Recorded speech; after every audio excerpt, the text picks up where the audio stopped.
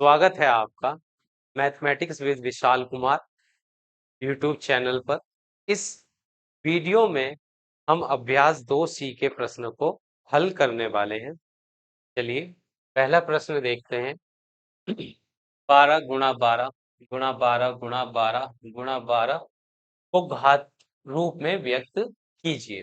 तो यहाँ 12 को गुणा रूप में लिखा हुआ है, 12 को गुणा के रूप में लिखा हुआ है। देखते हैं 12 और उसका घात रूप हमें लिखना है। तो घात रूप बराबर होगा। अब यहाँ हम देखते हैं 12 कितनी बार है गुणा में, 1 2 3 4 5 6। तो यहाँ पर 12 बार बार आ रहा है, इसलिए 12 तो हो गया आधार। और 12 कितनी बार है गुणा में, 3 और 3 6 1 7। तो 12 की घात हो गई है 7। ये हो गया इस प्रश्न का उत्तर। चलिए दूसरा प्रश्न देखते हैं। 15,625 को आधार 5, आधार 25, आधार 125 के घातीय संकेतनों में व्यक्त कीजिए। अब यहाँ पर एक संख्या है 15,625। इस संख्या को हमें आधार 5 के रूप में लिखना है, घातीय संकेतन लिखना है, और एक घातीय संकेतन लिखना है जिसमें आधार 25 होगा, और फिर तीसरा घातीय संकेतन लिखना है जिसमें आधार 125 होगा। तो पहले हम आधार 5 में 15,625 का घातीय संकेतन लिखते हैं। तो 15,625 के हम अभाज्य गुणनखंड करेंगे, आधार 5 के रूप में करने हैं। तो 5 दिया 15, चिकन 5, एक बच जाएगा, 5 दूनी 10, 10 दो बचे, ये हो गया 25, 5 पंजे 25। अब फिर से 5 से, तो 5 के पढ़े में 31 तो आता नहीं है, 5 छंग 30, 31 में से 30 घटेंगे, बच गया 1, उतार लिया 2, हो गए 10 12। तो 5 दूनी 10, 12 में से 10 माइनस करेंगे, आ गए 2, 5 पंजे 25 हो गए। फिर 5 से 5 इकन 5, एक बचा, 5 दूनी 10, दो बचे, 5 पंजे 25। अब फिर 5 दूनी 10, बच गए 2, 5 पंजे 25। फिर 5 से भाग करेंगे, 5 पंजे 25, और फिर 5 से भाग करेंगे, 5 एकन 5। तो यहाँ पर 15,625 के गुणनखंड आए हैं, 5 गुणा 5 गुणा 5 गुणा 5 गुणा 5 गुणा 5, 2 2 4 2 6, 6 बार।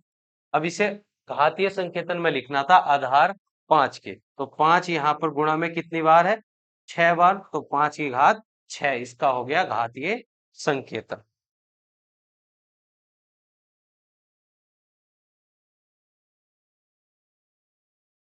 घातीय संकेतन। अब 15,625 को हम आधार 25 की घात में रखना है। तो अब हम 15,625 को 25 से भाग करते हैं, क्योंकि आधार 5 के रूप में लिखना है। तो 25 से भाग करेंगे, 25 छंग 150, बच जाएंगे 6, 156 में से 150 माइनस करेंगे तो बचेंगे 6, उतार लिया 2, तो हो गए 62। 25 दूनी 50, बचेंगे 12, उतारेंगे 5, तो हो गए 125, 25 पंजे 125। फिर 25 से भाग करेंगे इसको, 25 दूनी 50, 62 में से 50 माइनस करेंगे, आएगा 12, उतार लेंगे 5, हो गया 125, 25 पंजे 125। फिर 25 विभाजित होगा 25 से एक बार। तो 15,625 का जो घातीय संकेतन होगा, जिसमें आधार है हमारा 25, और 25 गुणा में कितनी बार लिखेंगे, 1 2 3, तो 25 की घात 3। अब 15,625 को हमें आधार 125 के घातीय संकेतन के रूप में लिखना है। तो 15,625 को अब हम भाग करेंगे 125 से। अब यहाँ 125 का पढ़ा 156 में जाएगा एक बार, 125 कन 125, और यहाँ पर बच जाएंगे 1 3 31, और 31 के पीछे उतार लेंगे हम 2, तो आ गया 312। तो 25 125 दूनी होंगे 250। अब जब 312 में 250 माइनस करेंगे तो आएगा 2, 11 में से 5 माइनस कर देंगे 6, 62, और एक उतार लेंगे 5, पीछे उतर गया 5, तो हो गया 625। तो 25 पंजे होते हैं 125, पंजे होंगे 625। अब 125 के पहाड़े से कट जाएगा एक बार, तो 15,625 का घातीय संकेतन, जिसमें आधार कितना है 125। 125 की गुणा कितनी बार करेंगे, दो बार, तो आ जाएगा 15,625। तो 125 की घात 2, ये हो गए इनके घातीय संकेतन। प्रश्न संख्या 3, 0.0001 को आधार 0.01 पर घात रूप में व्यक्त कीजिए। तो इस संख्या को का जो आधार है 0.01 की घात के रूप में लिखना है। अब ये तो आधार है, तो आधार की गुणा हम आधार से कितनी बार करें, मतलब 0.0 की गुणा 0.0 से कितनी बार करें जिससे उत्तर आ जाए 0.0001। तो पहले हम 0.01 की गुणा 0.01 से करेंगे, तो यहाँ हमने दो बार 0.01 लिखा है, तो एक की गुणा तीन बार होगी, जीरो,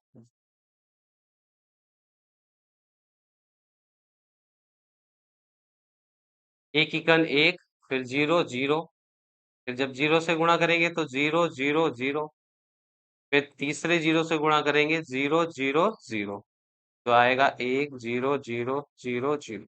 दशमलव लगाएंगे, तो यहाँ दशमलव के बाद दो अंक यहाँ है, दो यहाँ, तो दो और दो चार, तो चार अंकों के बाद यहाँ आ जाएगा दशमलव। तो अगर हमने 0.01 की गुणा 0.01 से करते हैं तो उत्तर आता है 0.001, यही संख्या आ गई है। तो यहाँ 0.001 जो संख्या है वो आएगी यदि हम 0.01 की गुणा कितनी बार करें, 0.01 की गुणा 0.01 से करेंगे तो ये आ जाएगा 0.001, यानी कि 0.01 गुणा में दो बार है, तो इसलिए 0.1 की घात 2। तो ये हो गया 0.001 का आधार 0.01 की घात 2 का घातीय रूप। ये हो गया इस प्रश्न का उत्तर। प्रश्न संख्या 4, -343/512 को आधार -7/8 पर घात के रूप में व्यक्त कीजिए। तो अब आधार की गुणा आधार से ही हम कितनी बार करें जिससे उसका उत्तर -343/512 आ जाए।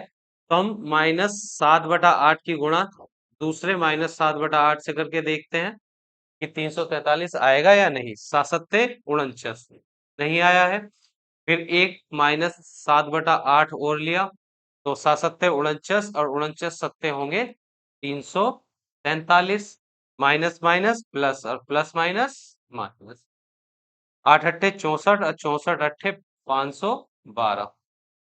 तो यहाँ आधार -7/8 गुणा में 3 बार आया है, तो इसका घातीय रूप होगा, घात रूप होगा -7/8 की घात 3।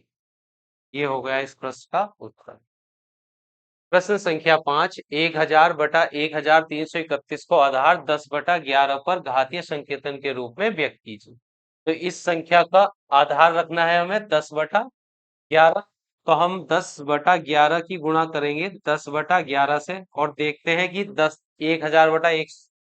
1331 आएगा या नहीं। तो 10 ढाई होते हैं 100, नहीं आया तो एक बार और हम 10/11 लिखेंगे, 10 ढाई 100, 100 ढाई 1000 आ जाएंगे।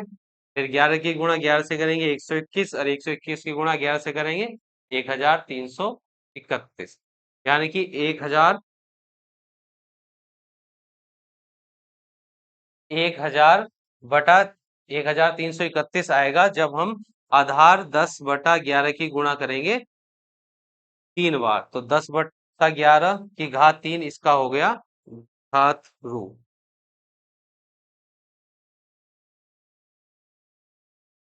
प्रश्न संख्या 6, 1024/1089 को वर्ग रूप में व्यक्त कीजिए। तो 1024/1089 को हमें वर्ग रूप में लिखना है।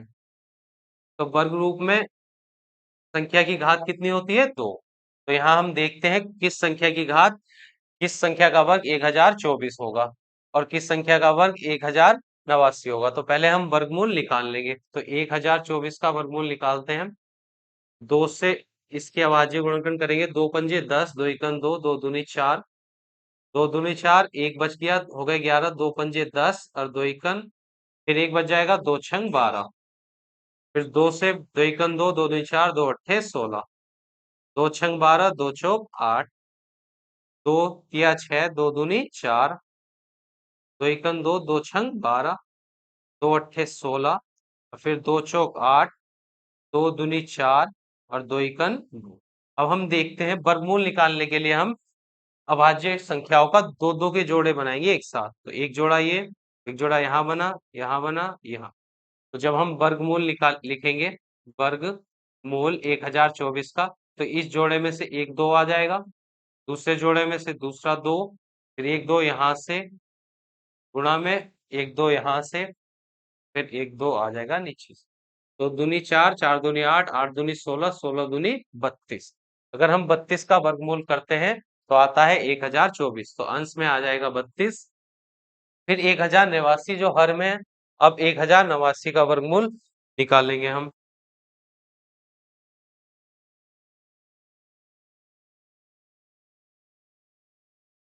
1089,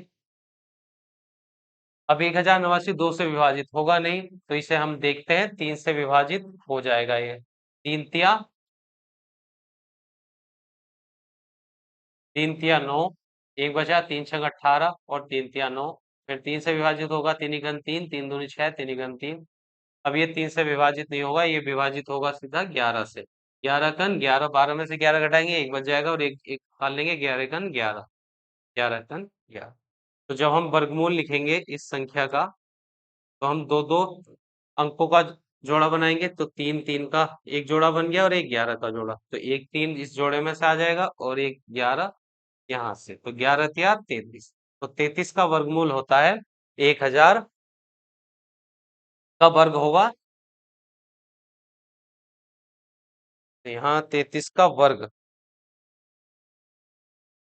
33 का वर्ग होगा, 1189 का वर्गमूल होता है 33।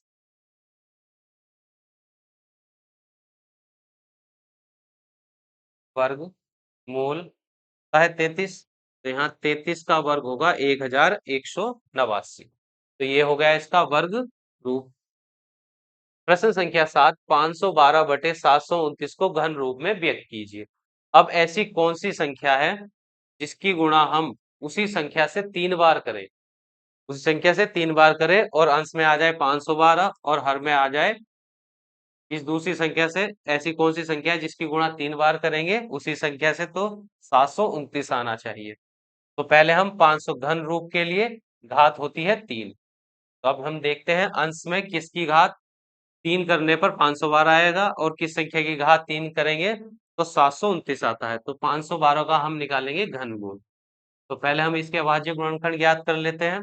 तो 2 दूनी 4, एक बच गया, 2 पंजे 10, 2 छंग 12, 2 एकम 2, 2 दूनी 4, 2 अट्ठे 16, 2 छंग 12, 2 चौक 8, 2 तिया 6, 2 दूनी 4, 2 एकम 2, 2 छंग 12, 2 अट्ठे 16, 2 चौक 8, 2 दूनी 4 और 2 एकम 2। तो जब हम घनमूल निकालते हैं, घन मूल, तो तीन तीन अंक, तीन तीन एक जैसी अभाज्य संख्याओं का जोड़े बनाते हैं। तो यहाँ इस जोड़े में से एक संख्या आ जाएगी 2, दूसरे जोड़े में से एक 2 आ गया, फिर तीसरे वाले में से एक 2, तो 2 दूनी 4, 4 दूनी 8। तो 8 का घन होता है 512, 512 का। तो यहाँ आ गया इसका घन रूप 729 के। अब हम 729 के 729 का घनमूल ज्ञात करेंगे। तो 729 का घनमूल निकालते हैं। 3 से 3 दूनी 6, एक बचा, 3 चौक 12, 3 तिया 9, 3 अट्ठे 24, 3 एकम 3, 3 दूनी 6, 3 सत्ते 21, 3 नम 27 और 3 तिया 9, 3 एकम 3। तो यहाँ 3 3 के जोड़े बनाएंगे। तो 3 अंक में से एक 3 यहाँ आ जाएगा और इस जोड़े में 3 अंकों के जोड़े में से एक 3 यहाँ, तो 3 तिया 9। तो 729 का घनमूल होता है 9, यानी 9 का घन होगा 729। तो ये हो गया 512/729 का घन रूप। प्रश्न संख्या 8, 0.0000001 का वर्गमूल वर्ग रूप होगा। अब इसका हमें वर्ग रूप निकालना है, तो हम इसको ऐसे कर सकते हैं 0.000001 2 2 4 1 5 1, और इसका हमें वर्ग रूप लिखना है। वर्ग रूप अब हम देखेंगे किस संख्या। अब एक का वर्ग होता है एक, एक का वर्ग होगा, वर्ग रूप लिखना है तो पहले हम इसका वर्ग, अगर हम इसके बटे में लिखेंगे एक और दशमलव हटाएं, तो दशमलव हटता है जब जब दशमलव के बाद जितने अंक होंगे वो उतने जीरो उसके हर में आ जाएंगे। 1 2 3 4 5 6, 1 2 3 4 5 6, तो ऊपर बचा है केवल एक अंश में और हर में आ गया है 2 2 4 2 6, 6 जीरो। अब हम देखते हैं ये किसका वर्ग होगा। तो एक का वर्गमूल होगा एक, और यहाँ पर है 10 लाख। 10 लाख का वर्गमूल, 10 लाख किस संख्या का वर्गमूल होता है, तो यहाँ जोड़े देखते हैं। एक, एक जोड़ा, दो, तीन, तो यहाँ एक लिखेंगे, और तीन जोड़े बने हैं तो 3 जीरो, और उसकी घात 2। जब हम 1000 से एक को भाग करेंगे तो आएगा 0.001, यानी कि ये जो संख्या थी 0.0000001, इसका वर्ग रूप होगा 0.001। तो यहाँ विकल्प नंबर 2 इस प्रश्न का सही उत्तर होगा। प्रश्न संख्या 9, 0.05 की घात 3 का मान होगा। अब हमें 0.05 की घात 3 का मान निकालना है। अब यहाँ पर आधार है 0.05, उसकी घात है 3, यानी कि आधार को हम लिखेंगे गुणा में 3 बार, 0.05 गुणा 0.05 और गुणा 0.05। अब हम इनकी गुणा करेंगे, तो यहाँ पांच, पांच पंजे 25 और 25 पंजे 125। अब यहाँ देखते हैं हम, यहाँ दशमलव 2 अंकों के बाद, यहाँ भी 2 अंकों के बाद, 2 अंकों के बाद, तो 2 2 4 और 2 6, तो उत्तर में 6 अंकों के बाद जीरो आएगा। तो पीछे से अंक गिनेंगे, 1 2 3 4 5 6, तो यहाँ आ जाएगा दशमलव और दशमलव से पहले एक जीरो, तो ये हो जाएगा इसका मान 0.00125। तो प्रश्न विकल्प नंबर 4 इस प्रश्न का सही उत्तर होगा। प्रश्न संख्या 10, 64/125 के घन रूप का आधार होगा। 64/125 का हमें घन रूप का आधार बताना है, तो पहले हम उसका घन रूप निकालेंगे, तो घात 3 होगी घन रूप में। अब हम देखते हैं 8 किस संख्या का घन होता है। तो 8 अगर हम 4 की गुणा 3 बार करते हैं, 4 चौक 16, 16 चौका 64, तो आ जाएगा 4। अब 125 की संख्या की 3 बार गुणा करने से आएगा 5 की, 5 पंजे 25 और 25 पंजे 125, तो 5। तो यहाँ 4/125 के घन रूप में 4/5 आधार है, तो यहाँ घन रूप में आधार कितना है, 4/5। तो विकल्प नंबर 2 इस प्रश्न का सही उत्तर होगा।